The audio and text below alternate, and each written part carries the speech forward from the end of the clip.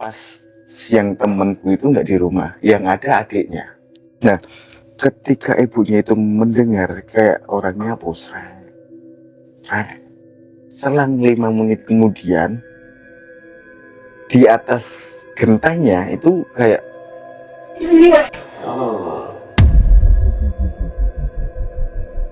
ketika waktu mau disembelih ayamnya itu kayak saya itu diajak sama orang tinggi besar pakai jubah, kayak saya dituntun, saya tuh gelap banget. Ketika saya ngelihat itu mereka di sana di kerangkeng, Pak. Kerangkeng, Iya, jadi kayak rantai tangan kakinya pun di rantai. Jadi kayak penuturan ibunya itu kayak di film-film dia sing kerja rodi bok sih. Jadi tawanan ya? Iya. Di kayak kerja paksa gitu. Budak. Ya budak, betul. Assalamualaikum warahmatullahi wabarakatuh. Ketemu lagi nih di channel Kang Jin Misteri. Masih bersama saya Kang Jin yang selalu menemani Anda di cerita-cerita horor dan mistis dari narasumber yang penuh misteri, duduk manis sambil menikmati. Nah, di sini Kang Jin sudah ada narasumber namanya Mas Gusti yang sudah nggak asing lagi. Kemarin sudah menceritakan tentang temannya yang menjadi juru kunci selamaran. Dan kali ini menemani Anda untuk berbagi pengalaman cerita mistis dari salah satu seorang yang dimana menjadi korban pesugihan Resmil tersebut. Dan di situ di wilayah Resmil sudah banyak sarang makhluk-makhluk astral yang dipelihara oleh pemilik pesugihan tersebut. Jadi si korban ini yang menjadi tumbal sudah bekerja di Resmil sudah 24 tahun mungkin. Oke, seperti apa kisah ceritanya? Mari simak bersama. Nyalakan nyalimu, matikan lampu. Kang Jin Misteri, kisah seram dari pelosok dunia.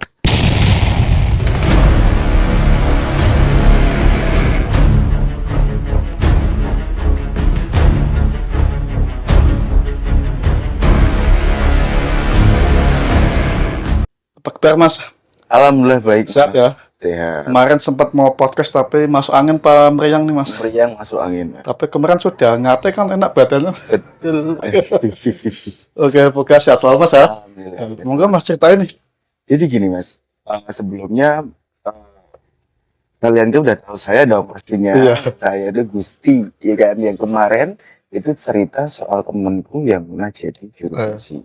Nah, sekarang saya bakal membawakan cerita yang dimana orang ini tuh jadi korban pesugihan Resmil.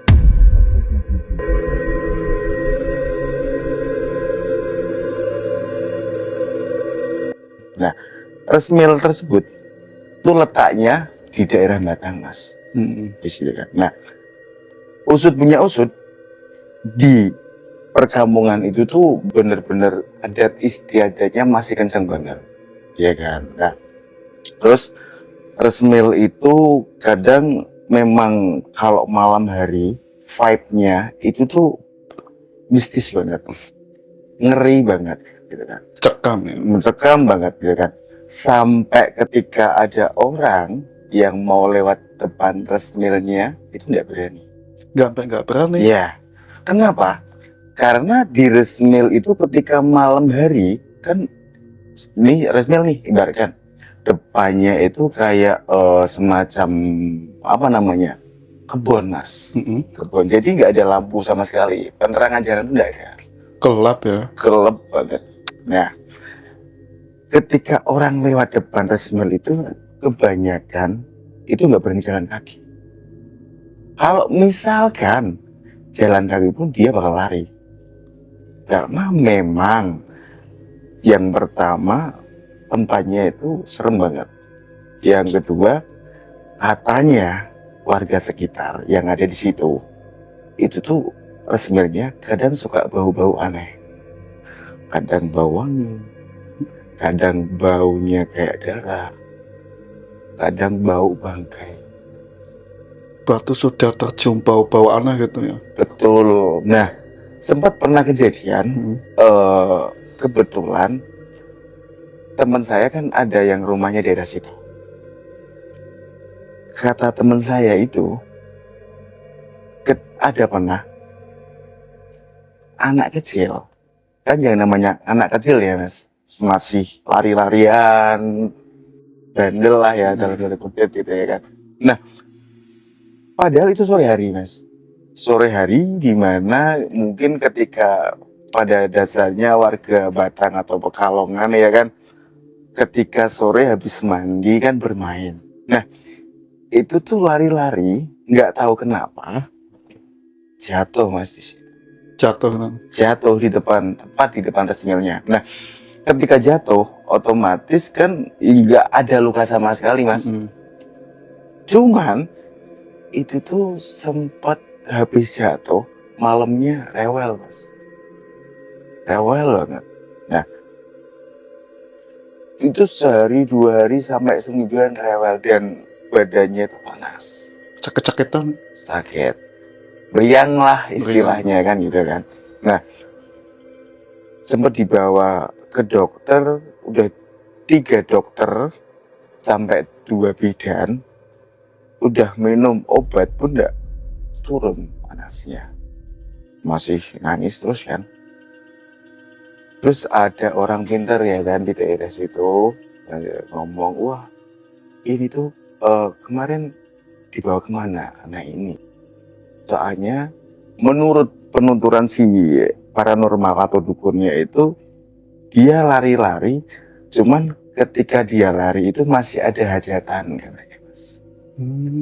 Yang namanya anak kecil kan nggak tahu ya kan, ada hajatan itu nendang atau nyampar gelasnya. Ya nggak kelihatan mungkin. Iya, nyampar gelasnya terus anak itu jatuh. Gitu. Nah, usut punya usut, ketika dideteksi itu arahnya dari resmil. Gitu mas. Nah, setelah itu nggak cuma di situ mas. Sebelum itu pun banyak fenomena-fenomena yang mungkin menurut warga atau orang itu nggak masuk akal. Di luar nalar itu. Di luar nalar, betul. Ketika kan otomatis resmil itu ada pegawai itu mas, ada pekerjanya dong. Nah, nggak tahu kenapa kan pasti kalau misalkan musim sakit itu biasanya setelah musim pancaroba, pergantian musim ya kan, itu tuh pas waktu panas terik dan belum ada musim hujan sama sekali, waktu itu nek orang Jawa bilang ketigul. Nah, itu tuh yang kerja di situ mas, itu sakit-sakitan mas. Nah, diawali mesti itu perutnya sakit. Gitu. Nah, sampai jadi ibunya teman saya itu kan yang bikin apa namanya nyediain makan. Kan biasanya kalau orang yang kerja di situ, kalau misal istirahat itu yang bikin minuman, kasih makan itu si ibu ya temanku, gitu kan. Nah, itu tuh sampai bingung, padahal dia itu masak dengan bahan yang higienis dan dia pun benar-benar jaga apa namanya sterilisasinya dari tangannya, dari bahan-bahannya gitu kan. Nah, singkat cerita, yang orang yang sakit itu sakit mati, sakit mati, sakit mati. Jadi pekerja yang di situ gonta-ganti mas. Cara mendadak mas. Ya, kadang ada yang sakit di situ paling 3 hari mati. Pasti ya. Ya, terus ada yang sakit lagi mati. Seminggu, 2 minggu mati. Kadang ada yang sampai bulan-bulanan mati juga. Pasti mas. Ya, cuman nggak apa namanya kalau misalkan di logika kan nggak masuk mas. Ya dok. Orang sakit kan sembuh ya harus disembuh ya. Udah diperiksain, cuman anehnya mas, ketika dibawa ke medis itu tuh nggak ada penyakit, cuman si orang yang ngerasain sakit tuh rasain sakit banget ya katanya, perutnya sakit, badannya panas, lemes, berat, macam-macam. Iya. Gitu, ya kan? Nah, singkat cerita, si ibu temanku tuh kena, Mas. Awal mulanya kan otomatis ya, Mas, yang namanya orang ya kan, ketika dia ngelihat fenomena-fenomena yang seperti itu, teman-teman pekerjanya itu kok sakit mati kan tetap perasaan dong. Janggal. Was-was, ya janggal kan, ini kenapa? Ada apa ini, ya kan? Di sisi lain ibu temanku itu kerja di situ sudah sekitar kurang lebih 25 tahunan. Lama banget Mas. Ya. Nah, si ibunya temanku itu asal mulanya sebelum sakit itu tuh di rumahnya, Mas, denger suara kayak orang nyapu. Itu malam-malam sekitar jam 11 malam. Nah, kebetulan temenkunya itu seorang pelaut gitu. Nah, pas siang temenku itu nggak di rumah, yang ada adiknya gitu kan. Nah, ketika ibunya itu mendengar kayak orang nyapu, selang 5 menit kemudian di atas gentengnya itu kayak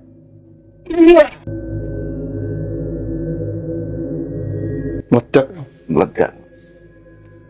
Nah, ketika meledak keluar itu kayak apa namanya, ditaburin kayak pasir atau sesuatu sih. Dan anehnya ketika keluar orangnya beliau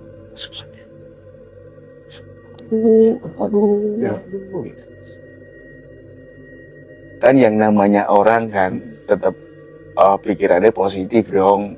Mungkin si ibu ini salah makan atau ibu ini masuk angin gitu kan, minta dikerokin, Mas. Kan biasanya orang kampung ya kan, orang Jawa kalau misalkan sakit gitu kan mesti rokin dong, tolong gitu kan. Ketika dikerokin pertama selesai merah, Mas. Tapi kan biasanya kalau dikeroi itu 1 hari kan masih bekas ya. Bener ya. Itu tuh paling jangan setengah jam udah boleh total, Mas, punggungnya itu. Nah, setelah dari situ badannya nggak kunjung sembuh, otomatis pikirannya coba ke dokter dok. Nah, ketika di dokter ternyata sama, Mas, seperti yang sudah di medisnya itu nggak ada medis sama sekali.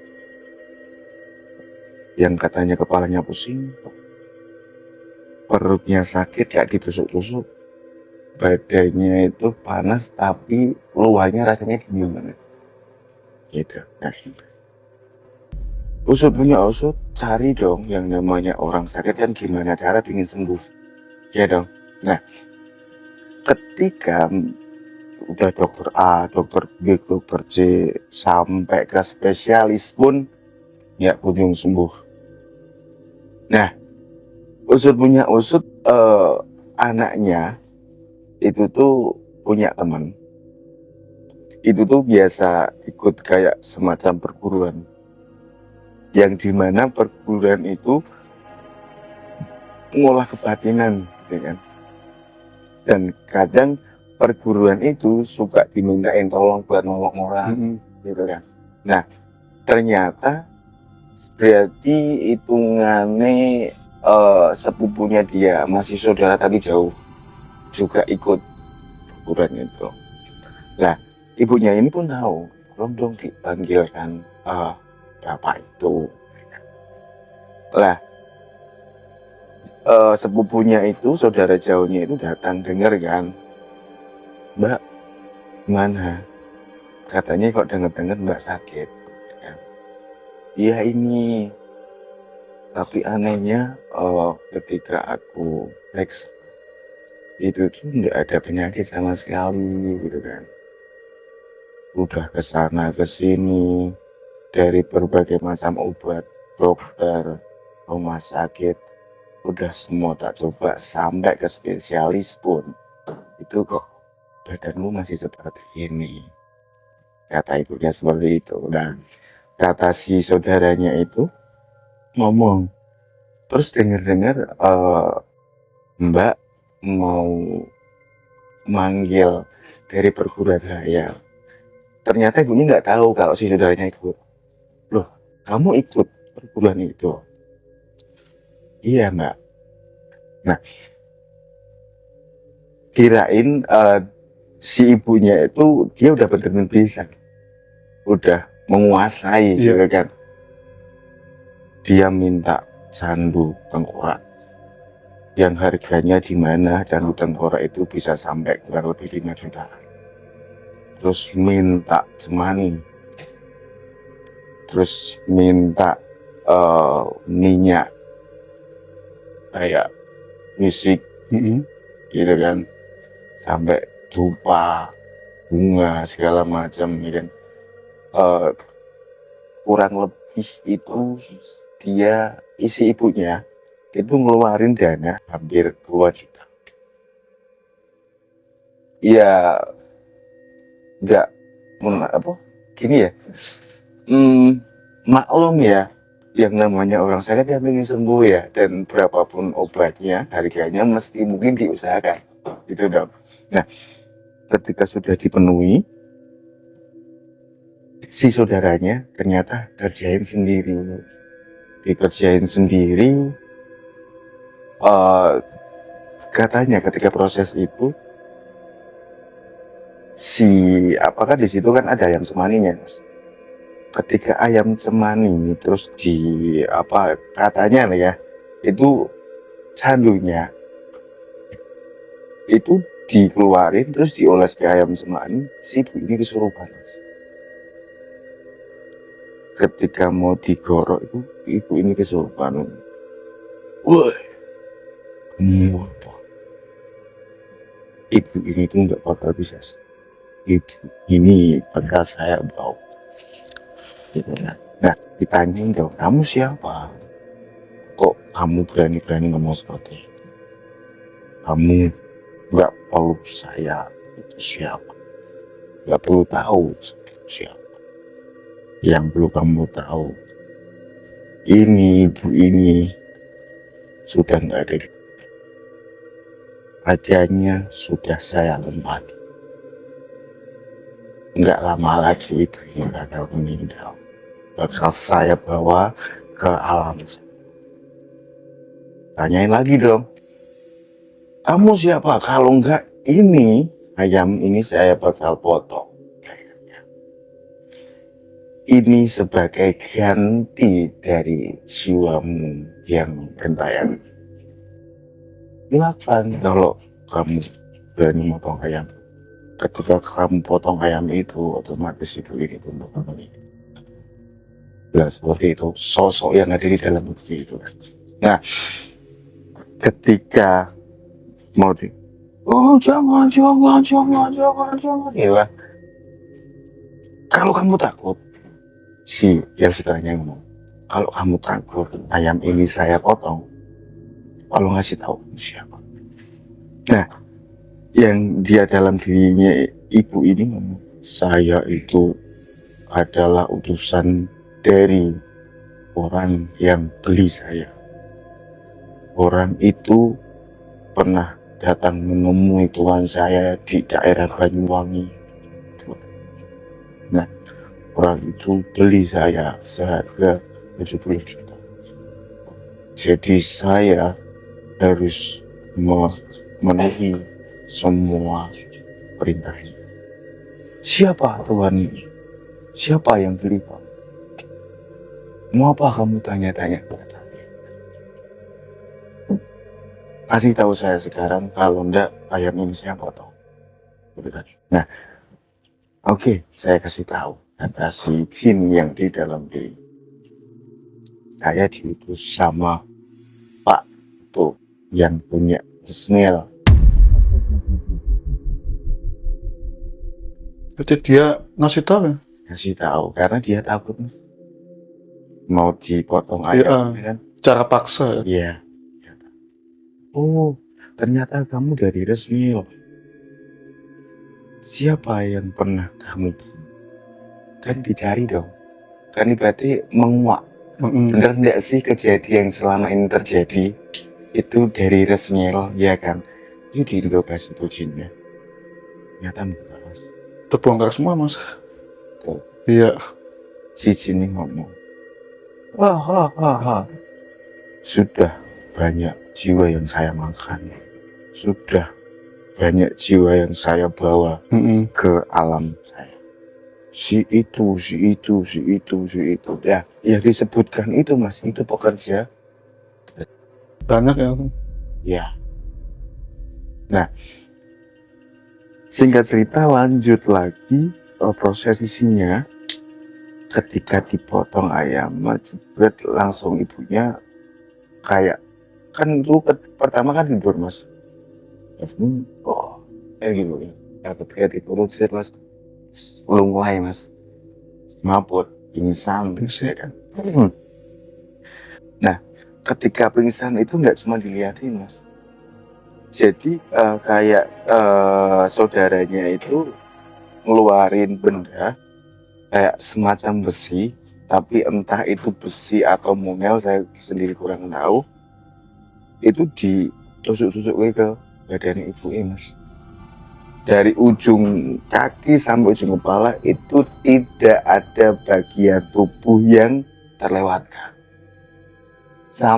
Kata penuturan ibunya yang pernah cerita sama saya, itu nggak cuma ditusuk gini, Mas, tapi ditekan terus logikanya orang normal aja, ya dong, sakit dong, bener dong, sakit. Ya. Itu dari ujung kaki sampai ujung kepala, di mana notabene ibu itu masih sakit. Kayak apa coba, Mas? Nggak nalar rasanya. Nah, setelah pengobatan itu, kan harapannya ibu ini normal dong. Yang di situ dimana sudah kesurupan, sudah ditusuk-tusuk, ya kan. Keesokan harinya badannya biru-biru semua, Mas. Ya gimana nggak biru-biru coba? Orang wajar, normal, sehat pun ketika ditusuk pakai besi, walaupun besinya itu tumpul, iya dong, sakit dong, biru dong, bener kan? Ya. Nah, harapan keluarga sama si ibu itu yang badannya sehat, enak, ternyata malah biru-biru. Gitu. Nah, kan kebetulan ketika itu si anaknya ibu ini yang teman saya itu tuh pas nyandar di pulau, ada sinyal ngabarin rumah. Gimana ibu, kondisi ibu? Ya, semalam ditangani sama si sepupunya kita, cuman kondisi ibu sekarang masih belum sadarkan diri dan badannya itu memar-memar. Ya. Otomatis aneh, loh kok bisa memar-memar, kenapa? Itu proses ritualan semalam. Nah, memang dia bisa, ya, memang dari keluarganya dia nggak tahu kalau si saudara jauhnya itu ikut perguruan. Nah, usut punya usut, kenapa ibu ini mau ditangani sama saudaranya? Ngertinya, taunya si ibu ini itu yang datang gurunya, atau ibaratnya sesepuh sing duwe perguruan ini lah, yang punya perguruan ini. Iya, spiritual ya. Iya. Ternyata malah ditanganin sih saudaranya sendiri. Nah, ketika nanti coba tak tanya kita sama orangnya, dengan kebetulan temennya dia juga ikut. Intinya dia mau sharing, bener nggak sih apa yang dilakuin sama si saudara jauhnya. Telepon dimatiin dong. Si anaknya telepon sama temennya yang ikut perguruan. Halo, Mana sehat sehat gitu ya. Dan saya mau tanya, eh, kenal nggak yang namanya ini? Oh iya, kenapa? Itu apa betul dia ikut perguruan yang bareng sama jenengan gitu kan? Eh, iya betul, itu teman saya di perguruan. Ini dan sebelumnya saya minta maaf, nggak mau tanya, bukannya mau gimana-gimana. Apa benar prosesi penyembuhan atau prosesi ritual di tempat perguruan kalian itu dengan cara ditusuk-tusuk dengan alat atau semacam kayak entah besi atau monel?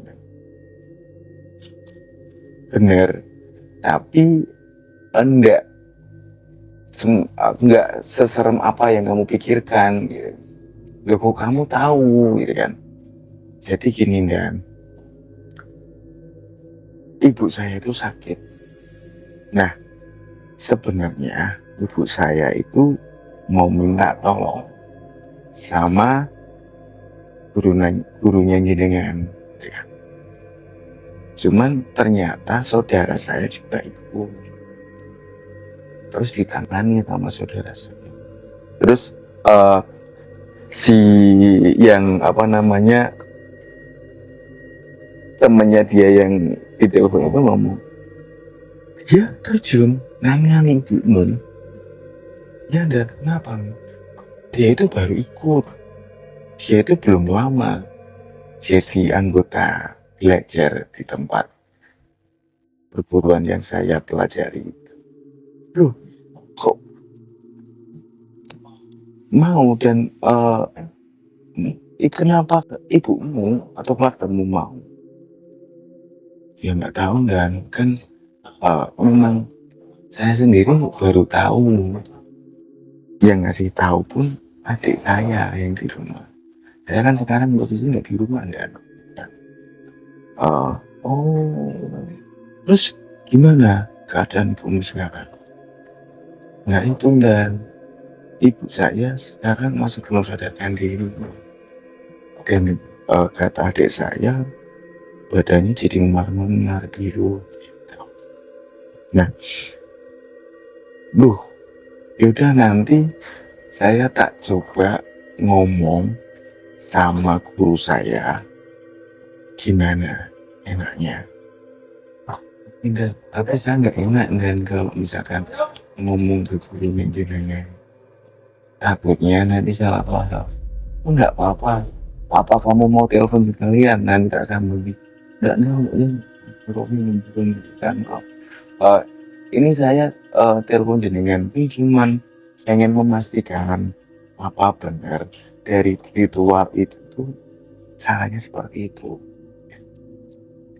Ternyata memang si saudaranya belum lama belajar. Nah, singkat cerita dari situ komunikasilah itu si orang yang ditelepon itu sama adiknya. Soalnya kan ketika ditelepon itu juga minta nomor telepon dan nomor HP dari adiknya. Singkat cerita datang nih rombongan ke rumah. Jadi setelah dia telepon temennya itu kurang lebih 2 hari ini rombongan perguruan ini datang ngecek. Nah ketika dicek itu memang benar Mas, itu masih tergeletak badannya biru-biru, ya gak ditonjokin gitu kan. Yo gimana cara nggak ditonjokin ya, mau badan ditusuk-tusuk, iya kan. Sorry di sini bukan konotasi negatif ya. Tusuk-tusuk. Iya. Ditusuk-tusuk. Kayak apa itu? Iya. Ini tuh misalkan megang kayak besi aja kan, terus ditusuk kayak gini loh Mas. Gitu. Bukan mau aneh-aneh. Iya. Kan. Nah, ketika si rombongan ini sampai ke rumahnya memang masih tergeletak, belum sadarkan diri. Terus yang gurunya itu minta air, kan? Mas tolong saya minta air. Air apa Pak? Sembarang air, yang penting udah comberan. Nggak comberan kan baunya nggak enak. Minta air. Ketika dikasih air, nggak tahu gimana, nggak tahu kenapa air itu didoain Mas. Doain. Kamu terus ambil sedikit, ya kan, ditaruh ke ini apa namanya, Dai. dai, kasih dai, dibasuhkan ke seluruh badan, lebihnya tepatnya ke muka, terus ke atas ini sampai ke bawah kaki. Soalnya kan dia perempuan, kalau misalkan mau ditempel kan juga ada enak ya kan, konotasinya kan, takutnya mungkin kan si bapak ini juga ada etika atau masuk yomeh, ibu-ibu mau disentuh badannya kan. Nah ketika dibasuh nggak tahu gimana, nggak tahu kenapa ibunya itu harus bangun Mas, kata si adiknya bangun. Terus di situ tapi belum bisa ditanyain, kayak orang bingung, bengong gitu kan, menang enggak, diem enggak. Nah terus ditepuk-tepuk sama si gurunya, perguruan itu kan, bu, ya nggih, dengan orang Jawa kan, nggih, pripun Pak, saya itu sakit apa? Lah gimana sekarang kondisinya dengan si bapak-bapak gurunya itu kan? Seingat saya itu saya semalam, padahal kan udah kelewat tuh 3 hari 2 harian kan, tapi ibu itu ingetnya semalam ya. Seingat saya semalam itu saudara saya kesini Pak, saya diritualin. Nah ketika diritual itu, ketika saudara saya mau potong ayam, saya udah nggak ingat apa-apa. Ketika waktu mau disembelih ayamnya itu, kayak saya itu diajak sama orang tinggi besar pakai jubah. Kayak saya dituntun, saya tuh gelap banget, dituntun ke resmil di mana tempat saya bekerja, gitu kan. Nah, ketika di sana saya ngelihat ramai banget Pak. Terus saya ngelihat teman saya yang kerja di sana yang udah nggak ada Pak. Nah kata si guru perguruannya itu ngomong, terus apa aja yang dia di sana? Terus apa aja aktivitas yang dilakukan di sana, gitu ya. Jadi ketika saya lihat itu ada teman saya yang dimana notabene saya itu udah nggak ada, tapi kok saya bisa ngeliat gitu. Nah ketika saya ngeliat itu, mereka di sana di kerangkeng Pak. Di kerangkeng Iya, jadi kayak rantai tangan, kakinya pun di rantai. Jadi kayak penuturan ibunya itu kayak di film-film dia sing kerja rodi buat sih. Jadi tawanan ya? Iya. Di kayak kerja paksa gitu. Budak. Ya budak, betul. Nah, tapi saya melihatnya itu berarti dari jarak sekitar 100 meteran. Kayak seolah-olah itu saya mau ditunjukin, ini loh yang sebenarnya. Jadi di situ itu saya tahu itu resmil, tapi ternyata di dalam resmil itu Pak, itu kayak kawah. Jadi teman-teman saya yang udah pada meninggal itu disuruh mecahin batu. Udah berapa itu temennya Mas yang di situ Mas? Si penuturan ibunya itu tuh nggak ngerti berapa jumlahnya, cuman memang penuturannya ngomongin teman-teman saya. Berarti kan notabene lebih dari 1 orang. Melihat betul ya? Ya. Nah, ketika saya masih melihat teman-teman saya kerja itu, ketika masih mecah batu, terus nggak tahu kenapa, kok saya kan ketarik Pak, masuk kayak ke lorong waktu. Biasanya ya sekarang ini Pak, ternyata kok bangun gitu. Nah, di situ si gurunya ngomong, betul Bu, jadi apa yang Ibu alami barusan tadi itu memang fenomena ya seperti itu adanya. Memang Ibu sempat jiwanya itu terjebak di sana.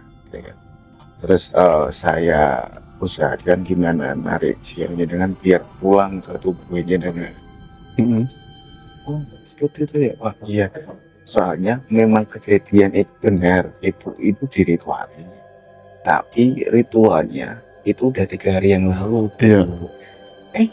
Yang benar Pak, seingat saya semalam loh Pak, gitu kata ibunya kan. Udah 3 hari. Coba Ibu ingat ketika Ibu ritual itu, keinget nggak tanggal berapa? Ketika ingat. Ingat Pak, tanggal berapa coba? Tanggal 24 Februari.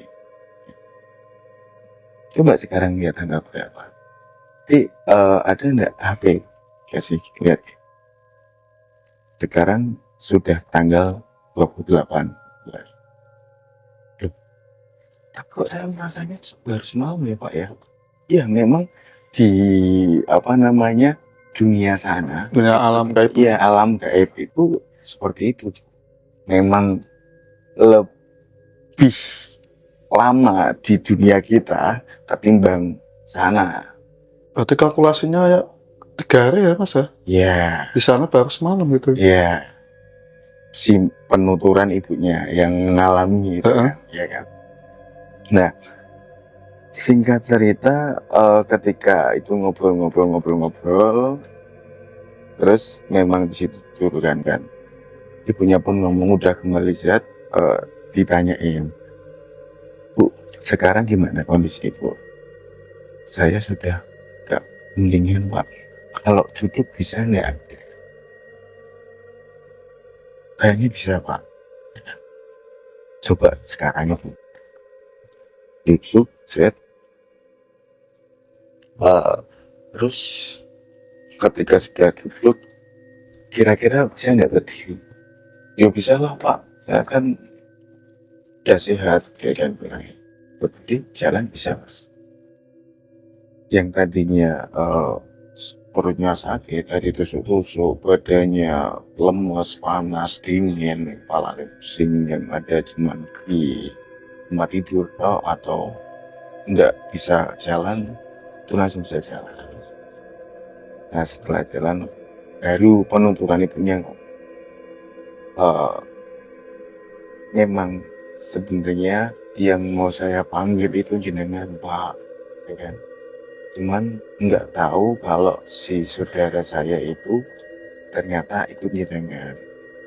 Oh si ini ya, memang betul Bu, si ini itu salah satu murid saya yang saya ajari gitu kan. Cuman dia belum lama ikut kebutuhan saya dan memang sebenarnya ngapunten itu dia itu belum saya lepas atau belum saya izinkan buat terjun di dunia pengobatan. Iya. Dan saya pun dikabari sama si bapak ini gitu kan, katanya kok jenengan ditangani sama si orang itu, jenengan pingsan, belum sadarkan diri. Jadi ternyata ketika saya kesini memang betul adanya jenengan masih kapar terus. Oh iya Pak, soalnya kan katanya dia ikut jenengan, terus tak kirain dia itu bakal manggil jenengan. Ya kan? Ternyata kok malah ditangani sendiri gitu. Nah, ya saya percaya nih jenengan, ibaratnya dia ikut jenengan, jadi saya percaya nggak percaya lah, ini saya pasrah karena apa yang saya rasakan itu memang sakit banget Pak, dan saya tahu itu memang nggak wajar nih, ya kan. Terus si saudara saya ngasih opsi gimana dia yang mau menangani ya. Nah, setelah singkat cerita, setelah itu berlalu, kadang memang itu ibunya udah mulai sehat Mas. Cuman anehnya yang tadinya badannya ngisi seger, gitu kan, itu kurus Mas. Sampai kurus, Kurus. tapi pucat ya Mas? Pucetnya enggak. Tetangga-tetangganya pun ngomong, si ibu itu kok badannya sekarang kurus ya. Beda tuh. Beda. Dari pandangan matanya pun beda. Ya. Nah, setelah pasca sakit, ya. Terus seiring berjalannya waktu, yang dimana tubuhnya dia itu kayak rentan banget, kayak imunnya itu turun, jadi gampang sakit.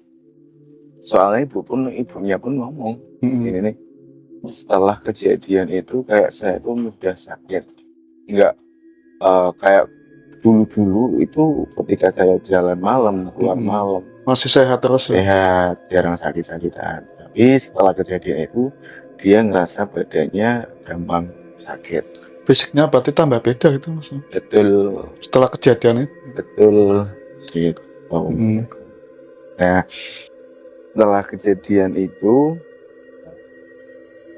kan dilalah pas kontrak temen saya kan, biasanya kalau nelayan kan kontrak ya kan, itu udah selesai dia pulang.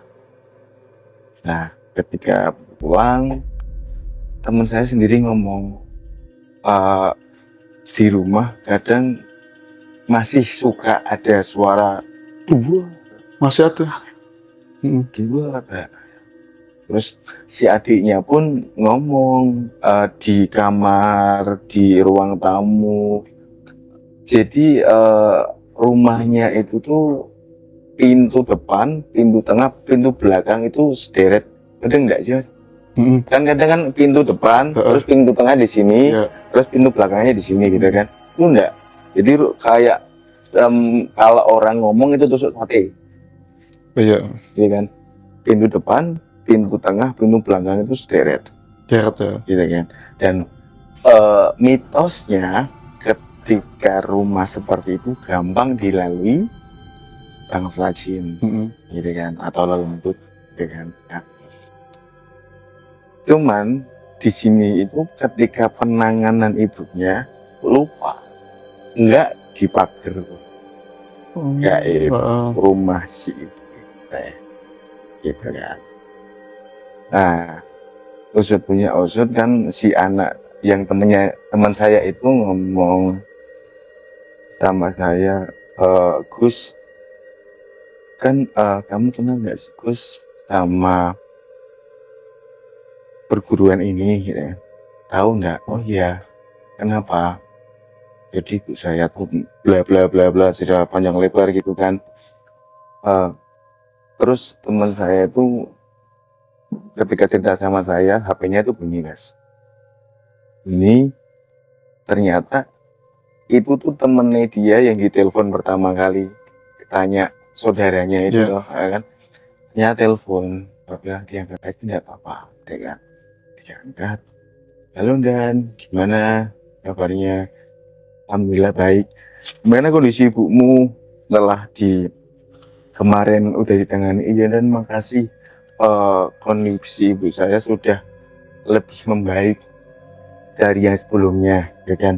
Nah, ketika setelah diobati sama gurunya jenengan, kondisinya lebih membaik. Cuman gini, dan itu kenapa ya rumah saya kadang suka masih ada suara ledakan, terus kayak ada suara ditaburi suatu kayak semacam apa namanya pasir, terus kadang jendela keluar, jendela Teror ya. diketok-ketok. Oh iya mas, kan memang pas ritual itu temennya ngomong itu memang rumah jenengan belum dipagar gitu. Jadi cuman fisik ibu jenengan tahu yang diberesin kan gitu. Iya. Soalnya kan jenengan ngomong kondisi ibu jenengan, yo kita pun lebih fokusnya ke situ gitu kan katanya. Iya. Nggak lupa dengan ngomong ternyata memang belum dipagar gitu kan. Oh seperti ya Dan. Iya. Terus enaknya gimana dan rumah saya? Ya mau nggak mau memang harus dipagar. Kalau misalkan jenengan sama sekeluarga tidak dapat teror lagi. Cuman itu pun kembalikan ke keluarga jenengan. Toh yang dimana si ibu jenengan kan kondisinya udah agak lebih membaik dari yang sebelumnya. Ya sehingga cuman kan saya sendiri sebagai anak atau sebagai yang bertempat di rumah itu rasanya nggak enak, tidur istirahat saya terganggu, nggak nyaman, ya kan. Nah terus di situ dilakukan lagi lah, dipanggil lagi gitu. Udah. Dan kalau misalkan berkenan tolong sampaikan ke guru jenengan, keluarga saya minta dipagari rumahnya. Ya. Direncanakan selang berapa hari kemudian ritualan. Nah di situ ada macam-macam sajian, ada apa kepala kerbau. Itu kepala kerbau buat sajian itu. Ya, ukur rampe buat sih namanya. Rampe. Ya, ada kepala kerbau, terus ada cermin, terus ada paku, terus bunga-bunga, terus sama minyak, macam-macam lah gitu kan. Terus saya tanya toh, buat apa? Aku pas ngobrol sama temenku kan, terus ini buat apa? Jadi menurut penuturannya, si kepala kerbau itu ditanam di tengah rumah. Kan kalau rumah kan tetap ada posisi tengahnya ya. Iya ada. Terus apa namanya mulo kok sih? Mulo pas ya, mulo itu iya kan itu kan tengah-tengah ya, mulo ya. Ya. Nah itu diketuk, dibongkar kepalanya, kepala kerbaunya itu ditanam di situ, terus dikasih garam, kasih bunga, disiram, itu bagi, terus di kacanya itu ditanam di depan rumah. Katanya itu buat semacam pagar gaib. Begitu. Lengkap banget jasa sajiannya. Ya. Padahal buat pagar aja. Betul.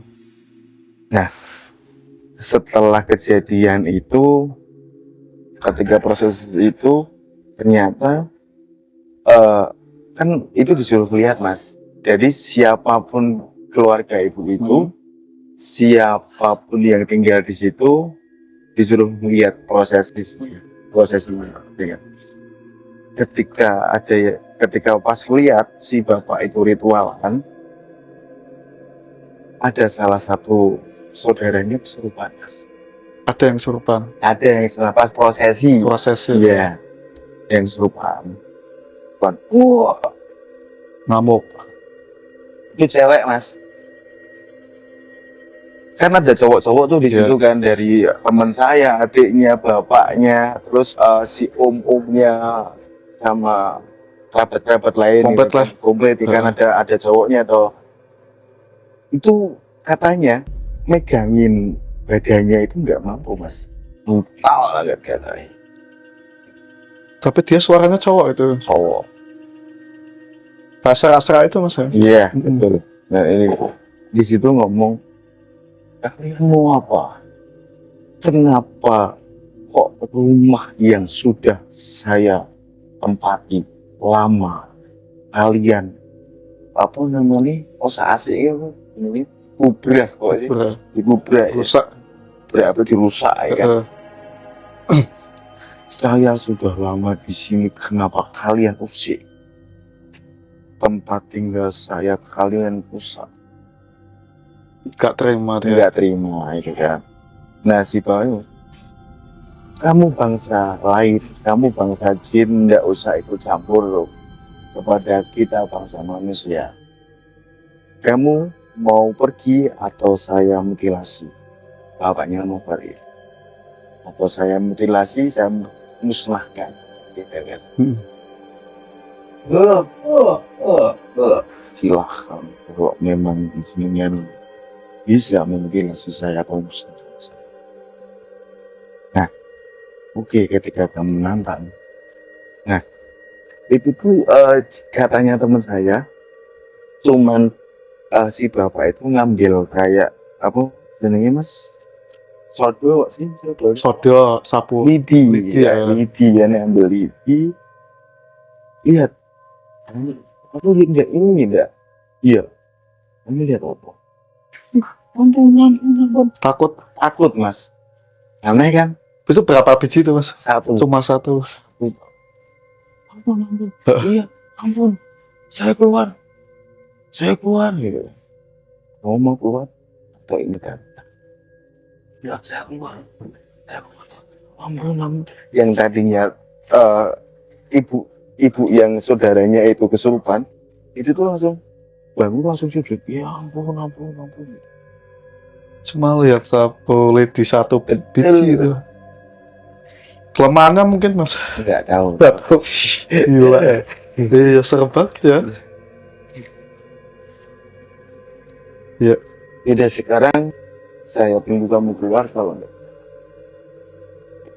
saya keluar. Saya izin keluar. Takut ya? Ya. Ketika itu langsung pingsan. Lidinya itu jadi dipotong. Ditaruh lagi.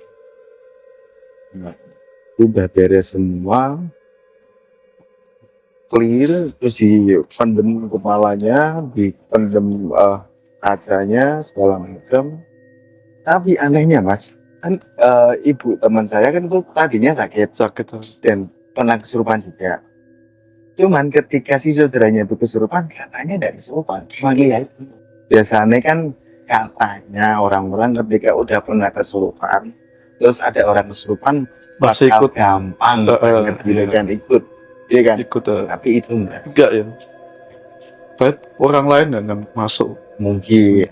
Nah, setelah itu selesai, jadi pagerin semua, selesai. Si ibunya tanya, itu teman saya, sama si orang itu kok saudara saya, kok itu saudaranya apa? Kan katanya yang mau ngambil atau mau apa namanya sini, ngambil jiwa saya yang dari Resmil itu sudah disingkirkan. Kok saudara saya itu mas kesurupan ya pak? Kan otomatis orang penasaran dong mas, kok bisa gitu kan. Nah kata si bapak itu yang guru perguruannya ngomong, itu tuh bukan dari Resmilnya bu, memang ternyata rumah ibu itu dijelasin yang pintu depan, pintu tengah sama pintu belakang itu gak tusuk sate gitu kan. Nah itu gampang banget buat energi negatif apa namanya makhluk astral itu buat lewat lalu lalang. Jadi kayak di rumah jenengan itu kayak sudah jadi apa namanya tempat tinggal atau istana buat keluar masuk ya. Betul. Oh, Heeh. maka itu kan tadi yang saudara jenengan itu kesurupan. Jadi seperti itu. Oh gitu ya Pak. Terus saran Bapak, kata ibu saya, ini perlu nggak sih diganti tentunya, diperbaiki. Kalau dengan sudah ada rezeki, kalau mau dipindah pintunya, saran saya lebih baik dipindah. Cuman ketika jenengan belum ada rezeki, kalau belum mau dipindah ya enggak apa. Cuman kalau sudah ada rezeki, langsung aja dipindah. Tapi enggak apa-apa juga, Bu, mungkin udah dikoderin. Ini buat antisipasi saja, kalau misalkan jenengan mantepnya ikuti arahan saya, silakan. Oke, Pak. Nah, singkat cerita, kita selesai itu semua, Bapak itu pulang, keluarga kembali ke rumah masing-masing. Nah, cuman kemarin, jadi belum lama, berarti sekitar 1 bulanan yang lalu, kurang lebihnya, itu teman saya tuh ngabari, ibunya meninggal. Meninggal dunia. Meninggal kenapa? Mas sakit atau gimana? Nah, kan ngomong dong, ibumu meninggal. Ya, kenapa? Ketika di medis katanya dia punya jantung, terus lambungnya kena juga. Cuman kan ibu itu memang sering ke rumah sakit, tapi pas tadinya itu tuh jantungnya nggak kedetek, Iya. gitu kan. Lah, cuman itu ketika secara medisnya dia komplikasi. Tapi nggak tahu ya kalau memang pulang atau ikut ke resmil, tapi menurut pemahaman orang-orang yang berkecimpung di dunia supranatural, ketika memang itu kena black magic, itu kan ketika di medis itu kan nggak ada penyakit, ya kan, tapi ini kok ada. Bapak sudah dipagerin kan Mas ya? Ya, cuman kan yang namanya fisik manusia yang tadinya kan awal mulanya ditusuk-tusuk itu toh Mas. Iya. Jadi turun banget, mungkin kan secara mental pun kena. Iya. Apalagi orang tua.